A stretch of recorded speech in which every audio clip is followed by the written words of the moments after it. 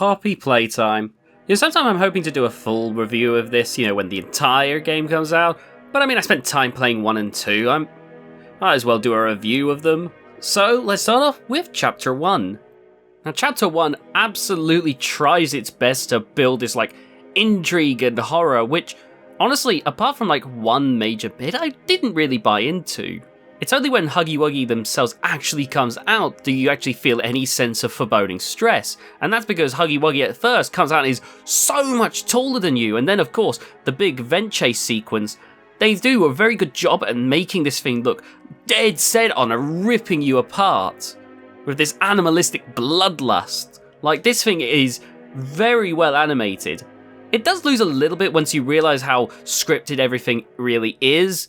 It's not like Five Nights at Freddy's where everything's like this big hunt down to the death where you have to react quickly or die. This thing is very much, very much planned out. Now don't get me wrong, that doesn't ruin it or anything, but given that it ends up basically being over after that chase, it's a little disappointing. Right as the chapter is really starting to heat up, it's over.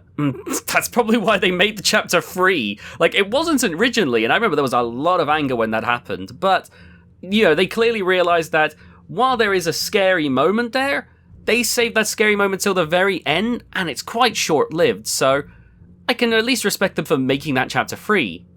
Now, Chapter 2, on the other hand, now they absolutely learned from their mistakes because this chapter had a lot more scary moments in it. Of course, you get the introduction to Mummy Longlegs, and let me tell you, Mummy Longlegs, while I don't find her scary, I do find the character far more interesting. The stretchy design, the way that the overly sweet way that she interacts whilst being clearly sinister with her intentions, it honestly makes for a very interesting character. I felt like more could have been done with her, much like I felt the same way with Huggy Wuggy, but at the same time, I don't mind not getting the full taste of her. Sometimes things are better being left up to interpretation and up to your imagination.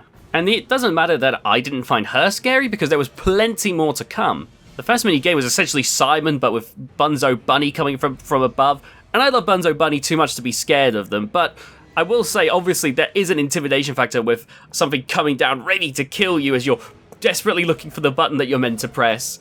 It's short-lived though, and it's definitely the least scary part of the game.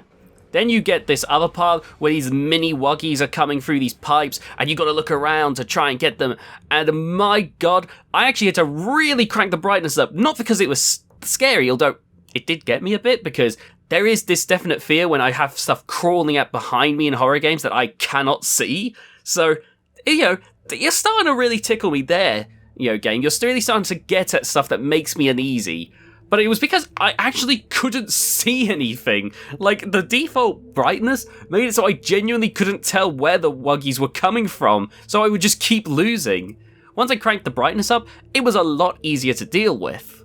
But still, even then, the tension as things continue to escalate, with the Wuggies coming up faster and faster, in greater quantities, until the end, it feels like you've just barely scraped by. Now, this is what I mean, the Huggy Wuggy chase in the first chapter felt a little too streamlined, whereas this, it feels like you're just barely scraping by when you get away from it.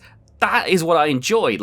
This chapter seemed to really understand a lot more the idea of, just barely getting away from the monster.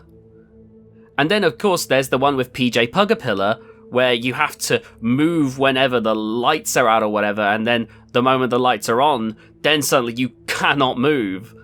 And this one is intimidating in its own right, not as much as the Huggy Wuggies, but the fact that, you can sometimes get stuck on something and you're thinking, oh Jesus, PJ Pugapillar's probably right behind me, and, if you can't see PJ Pugapillar, you're worrying, where's PJ Pugapillar? And then if you see PJ Pugapillar, oh god, it's way too close. Again, this is another one which feels like you're barely getting by, and honestly, I love that because, it just, again, builds tension. The part with Mummy Longlegs, again, I didn't find as scary as the rest of it, but, again, the way that it's done, I do find very interesting. Seeing Mummy Longlegs coming at you all these different ways, at one point she even hides, it seems, to try and pounce on you. Like, it's a much more interesting chase than the Huggy Wuggy one, even though it goes by a lot of the same rules. And I think that's because whereas the Huggy Wuggy one feels a lot more like you're just going around in a preset path, it feels like you have to be a bit more aware of your surroundings. You know, you got to look up to use the grab pack, for instance. And of course, seeing Mommy Longlegs, change into this state where she is fully incensed, fully ready to just tear you to pieces, that's a much bigger improvement in my book. Now, of course, they leave the game on a cliffhanger where this metal clawed hand grabs Mommy Longlegs after you kill her, spoiler alert. And while I get that they're trying to build up suspense, my problem for me is, once you start building up suspense of this ultimate evil, my problem is, I'm going to be building this up in my head. I'm going to be like, so curious about what you're trying to build up to me. I'm going to be disappointed. I'm going to be honest with you. The big ultimate reveal is more than likely going to disappoint me, because the problem with a lot of horror games is obviously horror is something that works a lot better if it's something that you cannot see. So right now, if all we can see is a clawed hand, my brain's conjuring up all kinds of horrifying shit. When they do the grand reveal, I don't know if they're going to be able to, live up to that.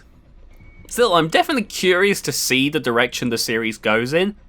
I know that Chapter 3 is still in the works at the time of recording, so while I hope to do a full review someday, I will say, while I'm not crazy hyped, like I mentioned there with my concerns for the big evil, I am at least curious to see the direction the series goes in. It seems that they learned a lot of lessons going from Chapter 1 to Chapter 2, so this might be a surprisingly compelling horror redemption arc. A lot of people pointed to this as the beginning of the end for horror games, but maybe there is still some promise here.